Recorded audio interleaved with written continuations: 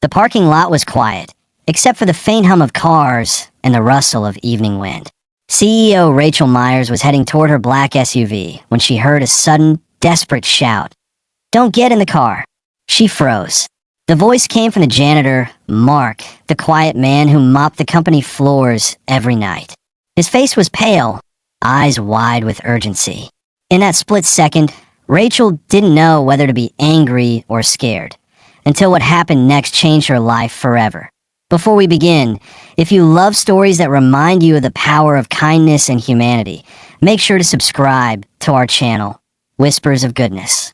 Hit the like button, share this story with someone who needs hope today, and tell us in the comments what kindness means to you. Rachel Myers was everything people imagined a modern CEO to be: confident, focused, and unstoppable. At just 38, she ran one of the fastest growing marketing companies in Chicago. Her schedule was chaos, her phone never stopped ringing, and her heart, well, it had forgotten what peace felt like. Every night, she'd leave her sleek corner office after everyone else was gone. Everyone except one man. Mark Turner, the janitor. Mark was a single dad, working 2 jobs to support his 8-year-old daughter, Lily. He didn't say much, just smiled when people passed, and sometimes hummed soft lullabies under his breath while mopping the floors. Most people didn't notice him. Rachel didn't either, until that one night that IT was late on a Thursday. Rachel had just finished a tense board meeting and was exhausted. She packed up her things, stepped into the elevator, and scrolled through emails while the doors closed. Down in the lobby, she saw Mark polishing the front glass doors. He nodded politely. "Good night, Ms. Myers," he said with his usual gentle tone. "Good night, Mark," she replied absent-mindedly, already thinking about the next day's presentation. She walked into the parking lot, heels clicking against the pavement. Her car was parked under a flickering light, the kind that made everything look a little eerie. She pressed her key fob, beep beep, and reached for the handle. That's when she heard it. "Don't get in the car." Rachel spun around. Mark was running toward her, waving his hands, shouting again, "Stop. Don't open it." She stepped back, startled. "What are you doing?" she demanded. But before she could say more, Mark lunged forward, grabbed her by the arm, and pulled her away from the car door. For a moment, Rachel was furious. "Have you lost your mind?" she snapped. But then Mark pointed toward the car seat. Through the slightly open door, Rachel saw something, a shadow moving. Then she heard it, a faint clicking noise from underneath her car. Mark crouched down, eyes narrowing. "Call 911, he said firmly. "There's someone under your car." Rachel's heart nearly stopped. She backed away, trembling, fumbling for her phone. Within minutes, security arrived, followed by the police.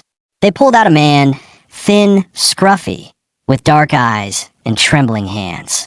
He'd been hiding under her SUV, waiting for her to unlock it. He had a knife. Rachel gasped, tears flooding her eyes. The officers quickly restrained the man and led him away. Mark stood quietly nearby, hands shaking slightly as the blue and red lights reflected on his face. When things calmed down, Rachel turned to him. How did you know?" Mark took a deep breath. "A few years ago, something like this happened to my late wife.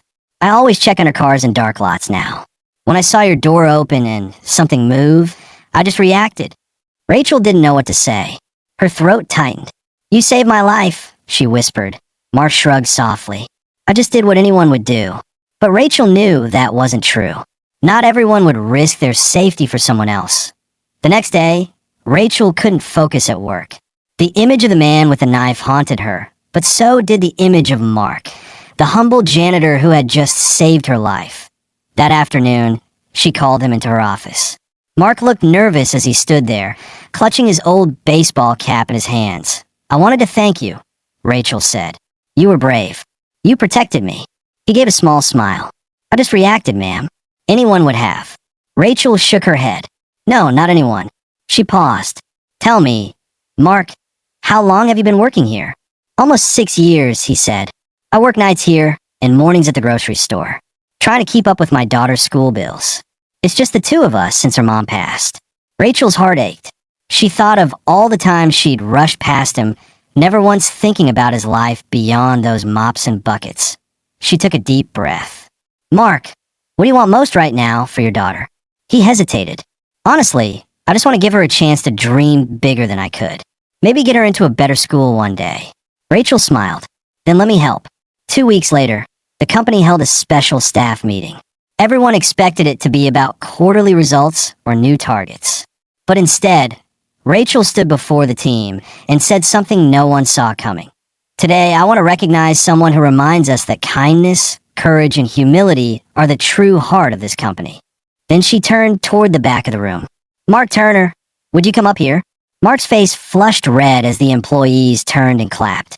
He slowly made his way to the front, unsure what was happening. Rachel continued. A few nights ago, Mark saved my life. But that's not why I'm honoring him today. I'm doing this because every single day he shows up.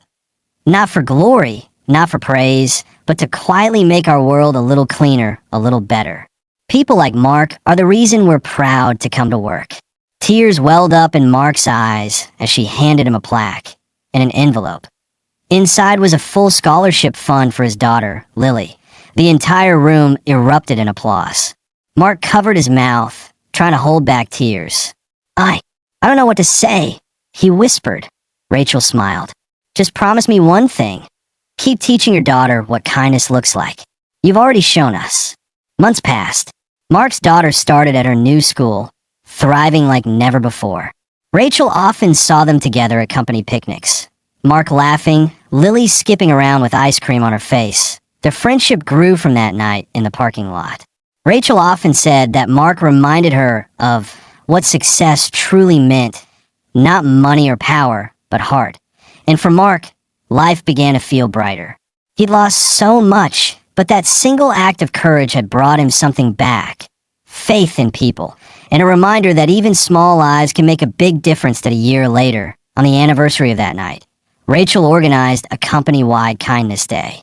Employees were encouraged to volunteer, donate, and look out for others. Inspired by Mark's story, standing before everyone, she said, "Sometimes the people we overlook are the ones who hold the greatest light." That night, a janitor saved me, not just from danger, but from forgetting what humanity looks like. She looked at Mark and smiled. We rise by lifting others. And kindness is what keeps the world going. The crowd applauded, some with tears in their eyes. That night, as Rachel left the building, she paused at the same parking lot where it all began. The lights had been replaced, brighter and safer now. Mark was locking up for the night. Headed home, Ms. Myers? He asked with a grin. Yes, she said softly. And thank you again. He chuckled. For what? For reminding me that heroes don't always wear suits, she said. Sometimes they carry mops. Mark laughed, shaking his head. Just doing my job, ma'am.